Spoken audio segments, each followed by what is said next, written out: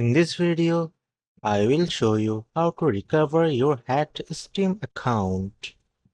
Open your web browser and head to official Steam website. Click on support option. Then this is your lifeline to getting your account back. In support menu, click on my account. Select my account is stolen or hijacked. This tells Steam about your situation. Click reset my password. Enter your email address linked to Steam.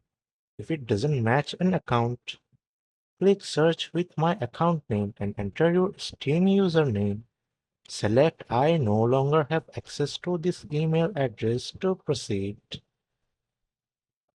Steam will ask for additional details to verify your identity. Fill in the required information including old passwords you have used before, transaction details like game purchases, your account's Steam wallet currency. This helps prove ownership. Click send and wait for a response. After a few hours, check your email.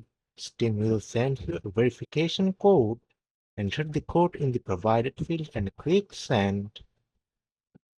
After Steam verifies your identity, they will send a new password reset link. Log into your account and change your password immediately.